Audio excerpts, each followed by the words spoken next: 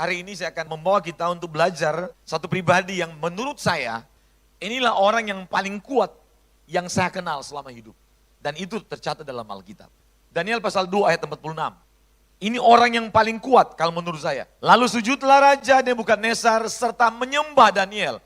Dua kata yang menurut saya ini menggambarkan bahwa Daniel bukan orang yang biasa, tapi Daniel orang yang lebih dari sekedar kuat. Betul? Lalu sujudlah Raja Nebukadnezar serta menyembah. Ada dua kata, sujud dan menyembah. Menyembah Daniel maksudnya, bukan kepada dewa. Juga dititahkannya mempersembahkan korban dan bau-bauan kepadanya. Kalau misalnya kita ketemu raja, kita orang masyarakat biasa, ketemu raja dan kita menyembah, itu biasa. Kita hormat, kita sujud, itu biasa. Tapi yang namanya Daniel itu bukan orang yang lebih tinggi kedudukannya dari raja. Dia seorang tawanan dan bahkan dia adalah pembantu raja, betul? Tetapi ternyata raja bersujud dan menyembah. Belum pernah kejadian. Saya mau menyampaikan sedikit cerita tentang Daniel. Supaya Bapak Ibu mungkin ketika membaca satu kisah dan kita mendapatkan satu kebenaran dan kita terus menerus untuk menghidupi. Kadang-kadang kita baca kagum dan selesai, benar kan? Coba kita belajar mulai pakai menggunakan metode induktif. Baca minimal 5 kali satu kitab. Bolak-balik. Saudara tidak akan pernah menganggap kebenaran itu biasa. Ketika kita membaca sampai 5 kali, maka kita akan mengagumi kebenaran lebih dari sekedar informasi-informasi yang terbaru hari ini. Coba mulai baca minimal 5 kali bolak-balik. Agak sulit kita melupakan kebenaran dan pewahyuan yang Tuhan berikan di sana. Susah sekali. Saya sudah berulang-ulang, mungkin sudah 7-8 kali saya baca di kitab Daniel. Tapi selalu ada yang baru. Selalu ada yang baru. Saya mau sampaikan sedikit cerita. Daniel ketika dia masuk ke Babylon, sebelumnya dia adalah seorang mahasiswa hukum di Yerusalem. Dan dia adalah dari keluarga bangsawan. Tetapi sejak kecil dia telah mengenal Tuhan. Dan siapakah nabi yang hidup pada zaman itu yang mempengaruhi hidupnya?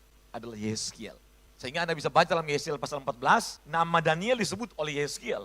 Salah satu orang yang Yeskiel kagum dalam kehidupan Yeskiel. Kenapa? Yeskiel termasuk yang dibawa gerombolan kedua untuk ditawan di Babylon. Dan Yeskiel tahu persis bagaimana kiprah Daniel. 4 raja yang berbeda di 3 kerajaan yang berbeda. Daniel tak pernah berada di posisi nomor 2 setelah orang di bawah raja. Selalu di bawah raja Daniel. Selalu. Nggak pernah ada Daniel kisahnya adalah selama 70 tahun dia ada di Babylon. Baik itu di Nebukadnezar, Belsasar, Darius, Kores. Nggak pernah ada kisah bilang Daniel selalu ada di nomor 3 atau nomor 4. Selalu setelah raja. Selalu. Bahkan bukan cuma Nebukadnezar yang takluk kepada Daniel.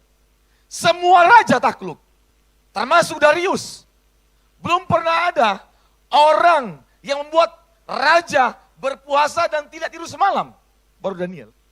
Daniel yang mau dihukum, titahnya dibuat oleh Darius. Tapi ketika Daniel kena korban dari titah itu, Darius yang bikin titah sakit kepala.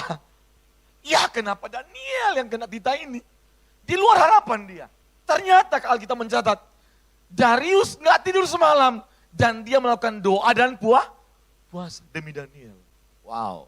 Anda yang berpacaran, yang lagi pendekatan kepada pasangan dan pendekatan dengan mertua, pakailah pola Daniel. Nggak usah pakai trik-trik menaklukkan hati mertua. Sepelajari kisah Daniel. Jangankan mertua, raja aja takluk. Hiduplah seperti Daniel. Ternyata Daniel kehidupannya di semua raja, semua takluk berhadapan dengan Daniel. Terlalu kuat nih Daniel, terlalu kuat. Kita bahkan mohon maaf, dia bukan hanya bisa mengalahkan hati raja, menaklukkan. Tapi dia bisa membuat singa ompong di hadapannya. Kalau kita menaklukkan hati manusia biasa, ternyata hati singa pun ditaklukkan sama Daniel. Keren gak kira-kira? Keren banget, keren banget. Mari kita pelajari 3 rahasia Daniel. Ada fase pertama Daniel dipersiapkan, tapi Daniel sudah mengalami berbagai macam godaan. Yang pertama adalah, kalau Anda baca Daniel pasal 1, menceritakan dalam 3 tahun pertama untuk persiapan sebagai pembantu raja, dia harus sekolah bersama-sama dengan para orang-orang muda berperawakan tinggi, berpengetahuan, memiliki kebijaksanaan yang tinggi, untuk dipersiapkan melayani raja agar raja tidak dirugikan. Nah itu sekolah 3 tahun. Tapi Anda tahu, ternyata ada aturan main di sekolah itu. Waktu Daniel masuk belajar, Ternyata aturan pertama adalah semua orang yang sekolah untuk dipersiapkan melayani raja harus makan makanan yang sama dan minuman yang sama dengan raja. Dalam rangka menjaga apa? Kebugaran, kesehatan, dan kecerdasan. Halo? Karena pasti makanan minuman raja semua terbaik. Semua orang pengen duduk makan bareng bersama raja, betul? Semua orang pasti pengen minum minuman raja. Pengen minuman anggur yang diminum raja, pasti pengen. Pengen makan makanan raja yang tiap hari, pasti pengen. Ya kan? Bagaimana orang nggak pengen makan makanan raja? Nggak mungkin. Nggak mungkin nggak ada yang mau. Semua pasti mau. Termasuk Daniel. Kenapa? Daniel bukan orang istana. Bukan orang yang termasuk dalam kalangan istana atau warga negara di situ. No, dia tawanan. Seharusnya secara situasional dan kondisional, Daniel sangat membutuhkan perlindungan, betul? Dia sangat membutuhkan kemudahan-kemudahan dan perlakuan-perlakuan istimewa. Maka sepantasnya Daniel harus mengikuti apa yang menjadi perintah dan aturan raja, betul? Ternyata Daniel di luar dugaan. Semua orang pengen makanan raja, Daniel bilang enggak, saya enggak mau. Loh, kalau saya jadi mungkin yang kepala istana, orang aneh ini. Lu ngaca, lu siapa? Lu tawanan, lu orang buangan, lu bersyukur termasuk orang pilihan untuk disekolahkan lo. Di beasiswa lo, lu banyak cincong lagi. Di beasiswa kan masih milih lagi makan, betul kan? Anda mengerti maksud saya? Orang kalau di beasiswa pasti nurut-nurut aja kan? Ini enggak dia. Dan dia bilang enggak, izinkan saya hanya makan sayur-sayuran dan minum air putih biasa. Enggak usah yang lain-lain. Tapi dalam 10 hari tolong, nanti diadu aja kami dengan orang itu yang makan makanan raja. Siapa yang lebih segar dan sehat? Ternyata dari semua pencapaian Daniel, starting pointnya di sini. Daniel berhasil mengkhususkan dirinya. Sehingga berbagai macam godaan ujian Anda lihat, gak mempan, betul? Ternyata semua orang yang mencapai pencapaian tertinggi di dunia, baik di Alkitab maupun setelah Perjanjian Baru, Anda lihat ada kesamaan mereka. Mereka telah memulai hidup mereka dengan mempersembahkan hidupnya hanya bagi Tuhan. Mari kita buktikan satu persatu. Daniel Perjanjian Lama, Yusuf Perjanjian Lama menceritakan hal yang sama. Abraham, betul? Dan semua orang yang memiliki poin yang sama, memulai karir mereka, panggilan mereka dengan hanya mengkhususkan hidup mereka hanya bagi Tuhan, pencapaian mereka tidak pernah biasa. Musa meninggalkan, dia punya hak sebagai pangeran, putra mahkota, dia tinggalkan semua kenikmatan, kata Ibrani. Dia tinggalin semuanya. Musa, kalau Musa kayak saya, emosional begini. Waktu Israel bilang, Musa ngapain lu bawa kami ke sini untuk mati di padang gurun, mending kami pulang ke Mesir. Kalau saya jadi Musa bilang, sini. Berdiri sini. Lu ngaca, lu budak, gua pangeran. Lu ngerti?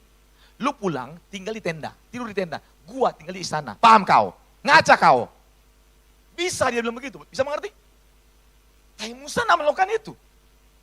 Ibrani mengatakan dia tinggalkan semua kenikmatan kemauan. Dan mau menderita bersama-sama dengan umatnya di padang gurun. Perbandingannya 40 tahun dia tinggal sebagai putra mahkota. Tapi lebih banyak menderita 80 tahun ada di padang gurun. Karena apa? Hidupnya hanya dipersembahkan bagi Tuhan. Amin. Kita bilang persembahkan hidup bagi Tuhan, tapi nggak ada buah, nggak ada bukti kita jadi korban. Maunya selalu mengorbankan orang. Yang namanya mempersembahkan hidup pasti jadi korban. Ternyata kalimat yang bagus, Daniel pasal 1 ayat 8. Daniel berketetapan untuk tidak menajiskan dirinya. Kata bertetapan dalam bahasa Inggris determination. Apa artinya? Yang artinya adalah lebih tepat adalah Daniel dengan sadar memutuskan telah mempersembahkan hidupnya dan mengkhususkan hidupnya, roh, jiwa, tubuhnya, seluruh satu paket ini hanya untuk mengabdi dan melayani Tuhan. Sehingga seluruh indranya, keinginan kehendaknya ditaklukkan di bawah kehendak Allah.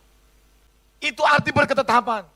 Mengkhususkan diri bukan cuma 3 tahun ketika di dalam pendidikan. No, sepanjang hidup dia mengkhususkan diri hanya bagi Tuhan. Artinya hatinya, keinginannya sudah dipersembahkan, ditaklukkan di bawah kekuasaan kehendak Allah. Keinginannya banyak.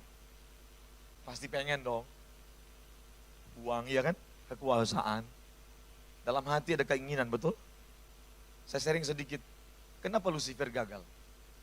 Tahukah saudara, Lucifer bukan makhluk jahat. Anda salah kalau Anda memikirkan bahwa Lucifer jahat. Salah. Lucifer adalah makhluk terindah yang Tuhan ciptakan.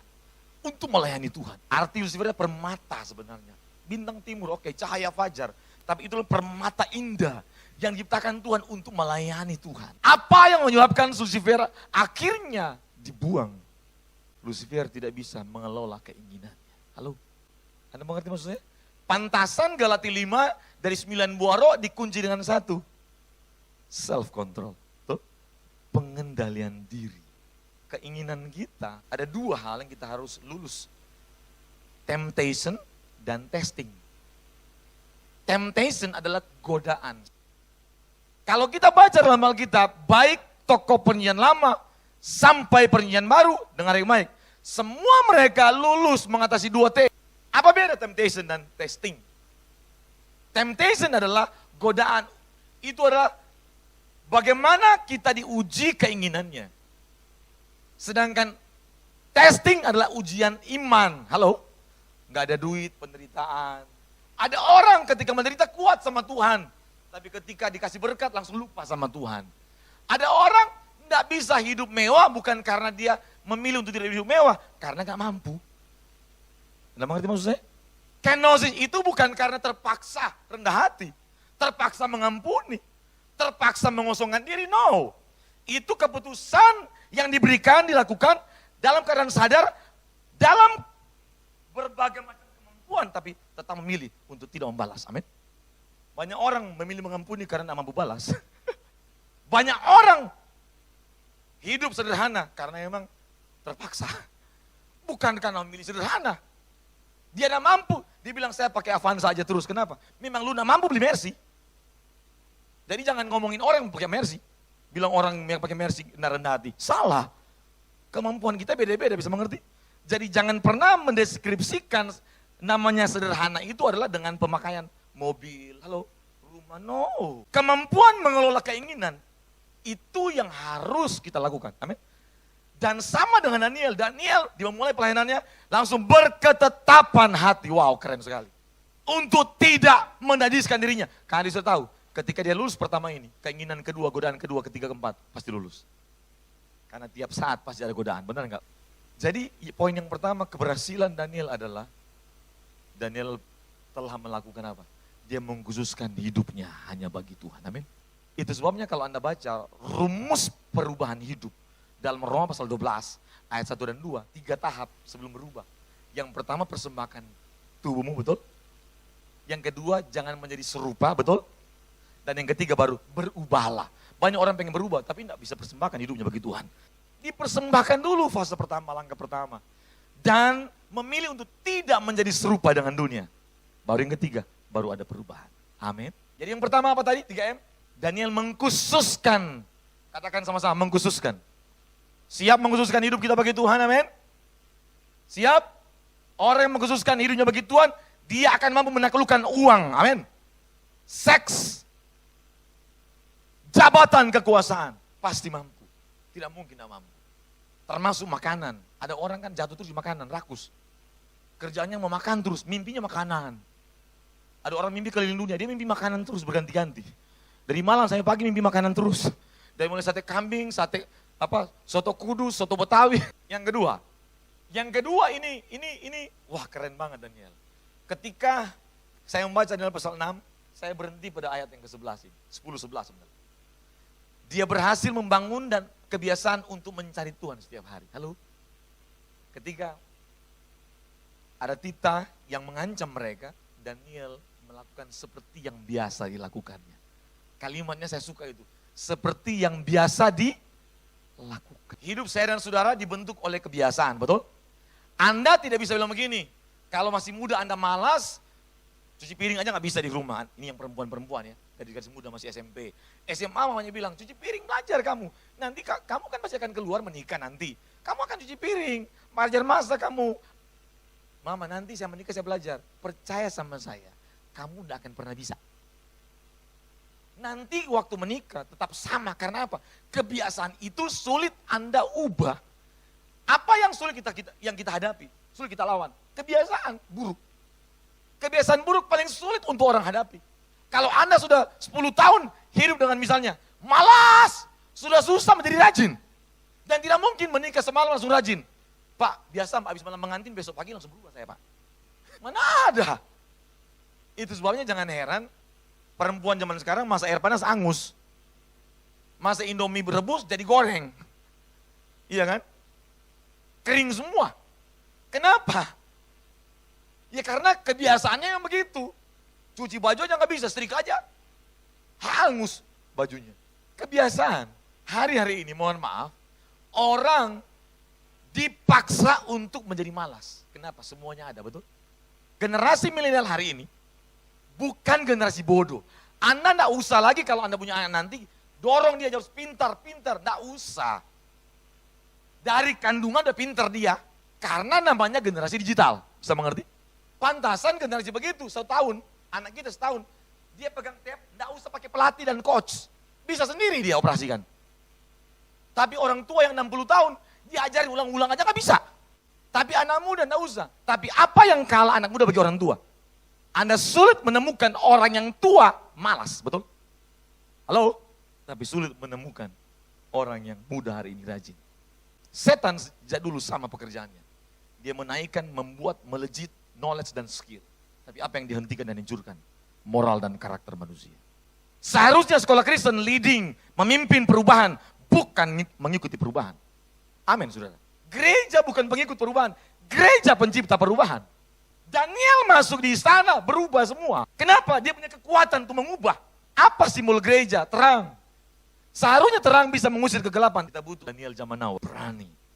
Kenapa? Dia telah persembahkan hidupnya bagi Tuhan. Yang kedua, dia membangun kebiasaan mencari Tuhan setiap hari. Kebiasaan ternyata. Hari ini orang dibuat sibuk dan sudah sulit mencari Tuhan, betul? Anda tidak kuat menghadapi tantangan, temptation dan testing. Kalau Anda menghadapinya dengan gelar, jabatan, uang, dan kesibukan. Hanya satu yang bisa menaklukkan itu. Kekuatan dalam Tuhan. Mari kita cek, tiap hari ada saat teduh nggak kira-kira? Jangan sampai kita lebih lama browsing, baca Detikcom, CNN, BBC, atau WhatsApp, Facebook, daripada baca Alkitab. Cek aja.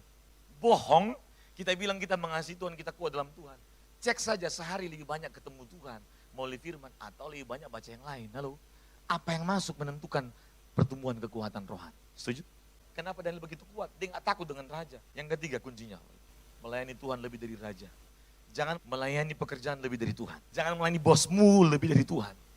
Daniel membuktikan, dia melayani Tuhan lebih dari rajanya. Coba lihat kanan kiri dulu. Bilang evaluasi dirimu. Jangan-jangan kita melayani pekerjaan lebih dari Tuhan. Halo? Saya pernah bilang sama ada beberapa pelayan Tuhan yang minta saya training. Catat baik-baik aja. Pernah gak kita bilang begini, bersyukur dong Pak Gembala, kalau saya masih bisa datang doa pekerja. Doa Jumat, doa malam, doa pelayan, apalagi. Walaupun terlambat atau kadang-kadang. Gak usah nuntut, kan volunteer, relawan, gak dibayar. Ngapain nuntut, iya kan? Anda salah. Catat baik-baik dan rekam. Anda keliling dunia, cek di semua perusahaan. Adakah perusahaan yang bayar sebelum Anda kerja? Pasti Anda dibayar setelah Anda bekerja, betul? Tapi catat baik-baik. Di dalam Tuhan, Anda telah dibayar sebelum Anda bekerja. Halo? Waduh, gak ngerti kayaknya ini. Atau pura-pura bodoh ini. Anda sebelum bekerja melayani Tuhan, Anda sudah dibayar di Golgota, ditumpah ruahkan darahnya, dicabik-cabik, dipecahkan tubuhnya hanya untuk membayar lunas semua dosa saya dan saudara. Bahkan dengar baik-baik, Anda bukan dibayar lunas dalam kebutuhan kefanaan sampai kebutuhan kekekalan. Anda telah dibayar lunas oleh darah dan tubuhnya. Kok kita tidak ada alasan untuk melayani Tuhan dengan semangat? Masih hitung-hitung sama Tuhan. Halo? Bilang bersyukur kalau gua datang. Walaupun terlambat. Walaupun sebulan sekali.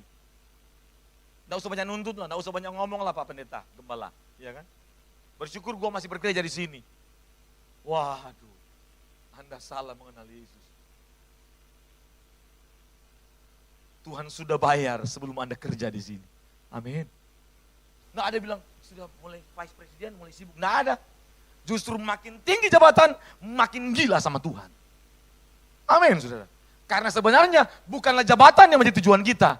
Kristus yang menjadi tujuan kita. Kekristenan tujuannya bukan masuk surga. Salah.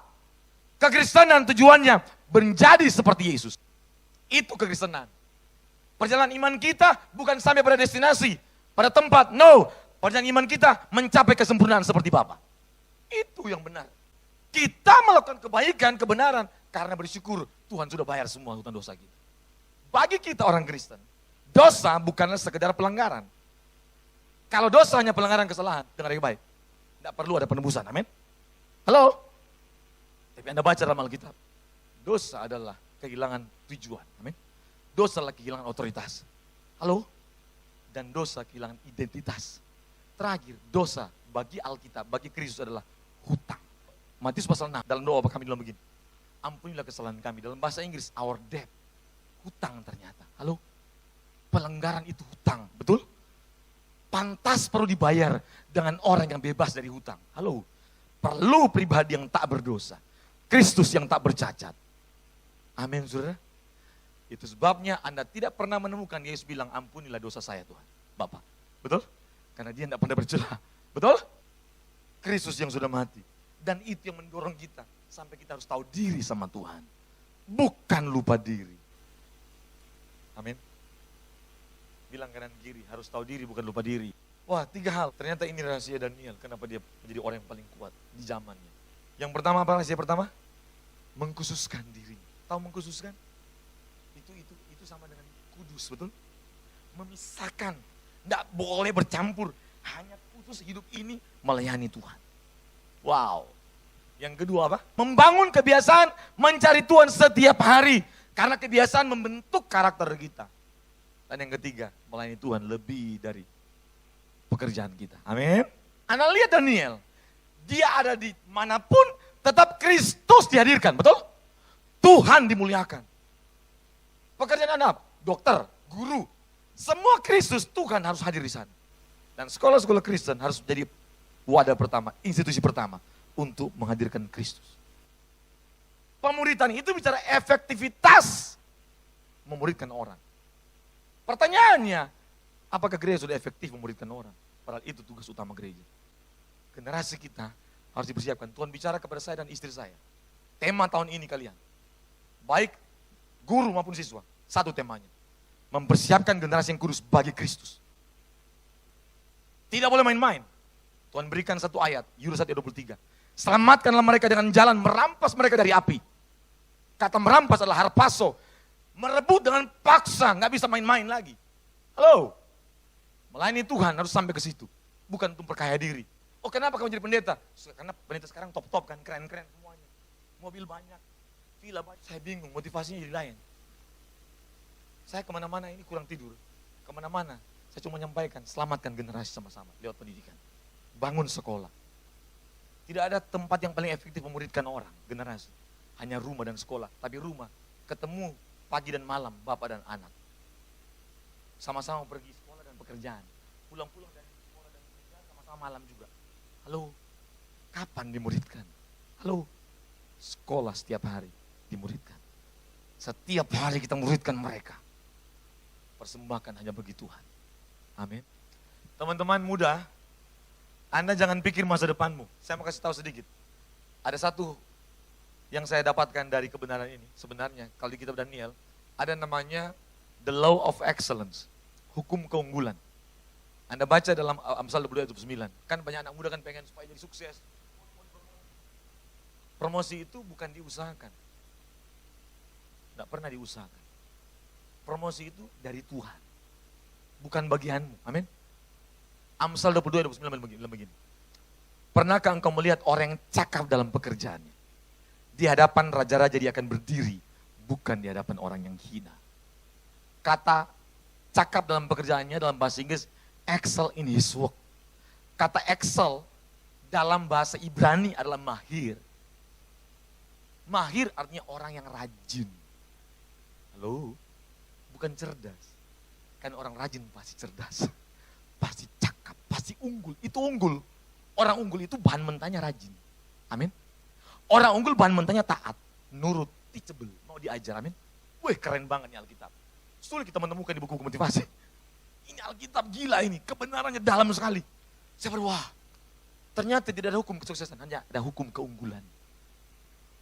Karena orang unggul tempatnya memang sudah takdir, sudah diatur Tuhan, tempatnya di atas. Seperti terang lampu Tempatnya tidak cocok di bawah gantang, tempatnya di atas, amin.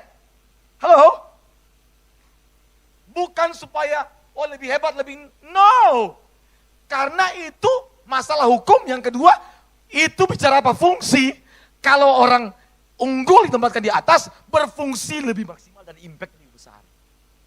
Terang taruh di bawah, nggak bisa maksimal. Nggak kelihatan, benar kan? Tapi kalau terang di atas, dia bisa menyinari, menerangi semuanya. Itu hukum, the law of excellence. Hukum keunggulan. Wih, keren sekali Alkitab. Daniel tidak pernah minta. Dia menguduskan dirinya. Dia buat spiritnya. Dalam Daniel pasal 6 ayat 3. Dia memiliki spirit of excellence. Roh yang luar biasa. Waduh. Keren banget. Pantasan tempatnya di atas terus. Bukan supaya kita dipuji, dihormati, populer. No. Bukan supaya kaya. Bukan supaya bisa perintah orang. Tapi lebih besar. Alkitab, Anda cinta Alkitab aja. Ada 4 level orang bekerja. Anda cek baik-baik. Ada orang bekerja karena faktor needs, kebutuhan. Ada orang bekerja karena faktor reward and recognizing. Ada yang ketiga orang bekerja karena passion. Tapi Alkitab mencatat orang bekerja karena calling. Apa beda passion dan calling? Passion adalah levelnya sosial. Tapi calling levelnya spiritual. Semua orang yang bekerja karena calling. Abraham, Daud, Paulus, Yusuf. Semua impact mereka itu mendunia. Amin. Calling, bicara pengorbanan. Bukan bicara apa yang kita dapat. Setuju? Musa mengorbankan dirinya. Israel masuk tanah perjanjian, betul? Yusuf mengorbankan dirinya. Jadi budak, tahanan. Seluruh keluarga Yakub diselamatkan dan dapat melanjutkan janji Tuhan kepada Abraham untuk membangun bangsa, betul? Halo? Abraham mengorbankan dirinya, tinggalkan Ur Kasdim. Dan dia melahirkan bangsa. Ishak, Yakub. Wow. Cek, melayani Tuhan bekerja level mana kita sekarang? Apakah masih needs? Semua butuh ini. Kita kerjakan karena kita butuh ini. Itu levelnya binatang. Singa kalau lapar pasti cari makan, betul? Anda menistakan penciptaan Tuhan yang istimewa dalam hidup kita. Jangan merendahkan keistimewaan Tuhan. Amin. Dahsyat Tuhan kita. Kemuliaan kita ini lebih daripada makanan, minuman, dan jabatan. Halo?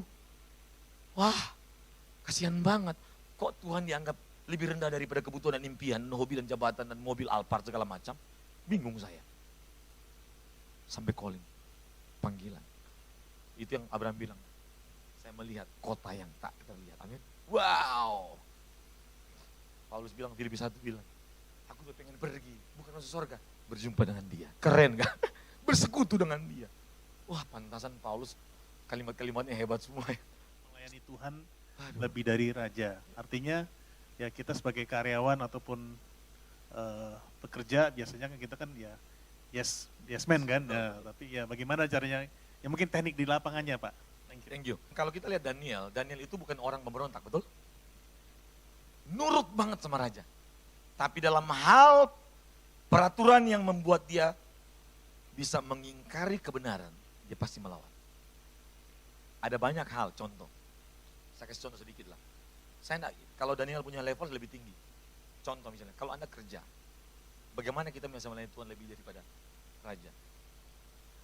Orang pikir begini, saya kerja terus, enggak usah kerja. Kadang-kadang begitu kan? Salah.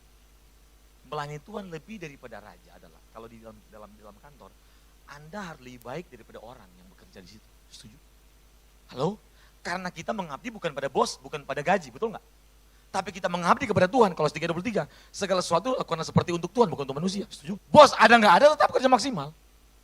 Itu maksudnya. Tapi ketika ada bos bilang begini, ini harus bikin laporan pajak berbeda dengan faktanya. Lawan, amin. Kita tetap konsisten pada kebenaran. Amin. Harus berani. Kalau nggak bisa. Pak.